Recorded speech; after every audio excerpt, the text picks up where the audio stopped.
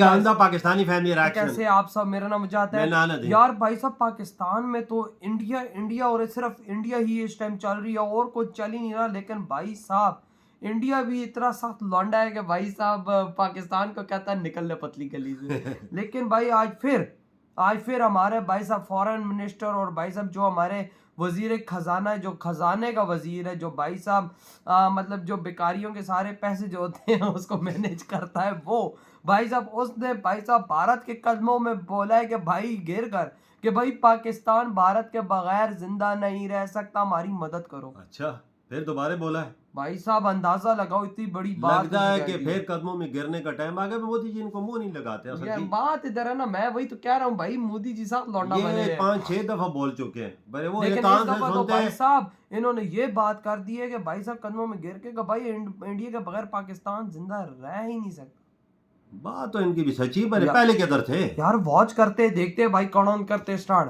पाकिस्तान के deputy PM इसहाक डार ने भारत से गुजारिश की है, हम भारत के साथ अच्छे संबंध चाहते हैं। इसहाक डार कह रहे हैं भारत के साथ रिश्ते नहीं होने से पाकिस्तान को नुकसान होगा।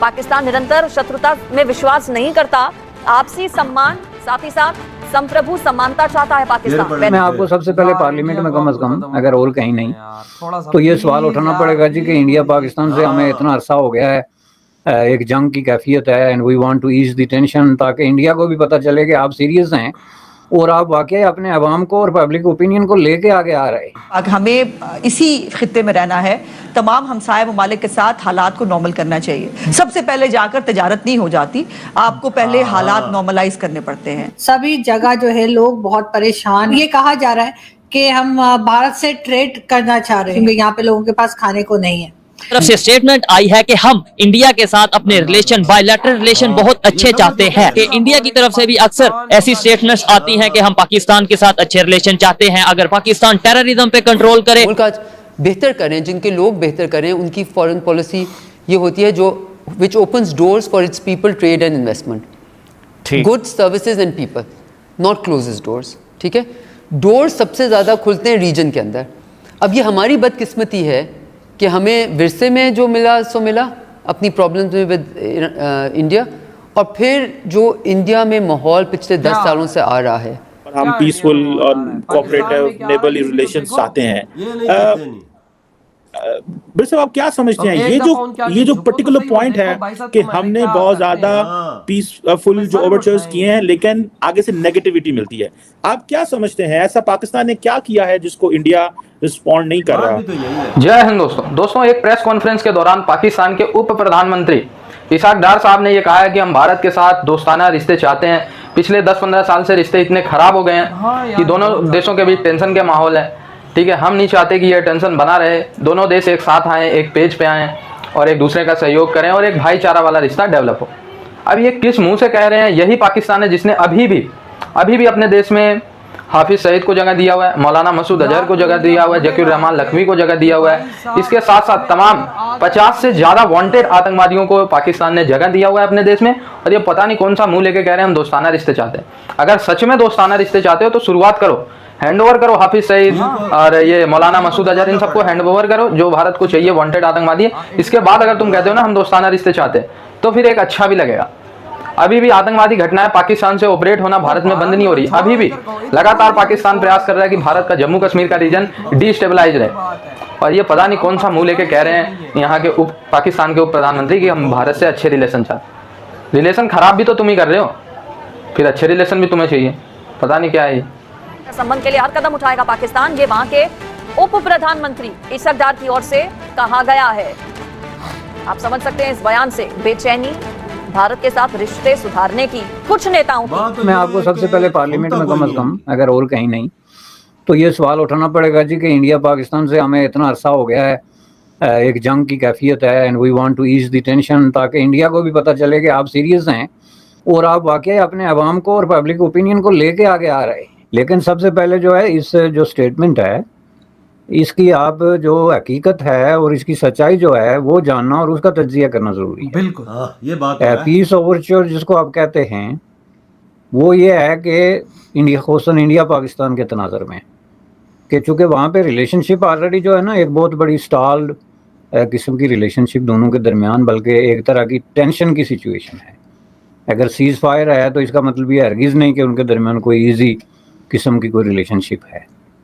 तो जिस मुल्क के अंदर दुश्मनी और नफ़रत और टेंशन जो है उसको इस हद तक ले जाया जाए कि आपकी बातचीत बंद हो जाए, आपकी जो है वो छोटे मोटे एक्सचेंजेस जो हैं, इवन खेल और कल्चरल इवेंट्स और इस तरह की चीज़ों पर भी असर पड़ना शुरू हो जाए, तो इसका मतलब ये है कि आपके दरमियान जो ताल्लुकात हैं उन्होंने बिल्कुल बॉटम को टच करना शुरू कर दिया, बहुत नीचे चले गए, बहुत ज़्यादा उनमें जो है वो डिके हो गया।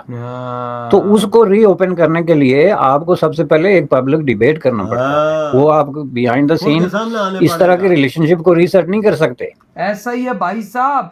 भाई मैं कहता हूँ यार मोदी जी प्लीज़ आप आगे हैं, अब आए, आप बोलें कि ठीक है हम आपके साथ रिलेशंस अच्छे करते हैं, लेकिन हमारी आर्मी को अंदर आके ऑपरेशन करने दो, जो इसने भारत का जो जो नुकसान किया हम उसको मारेंगे।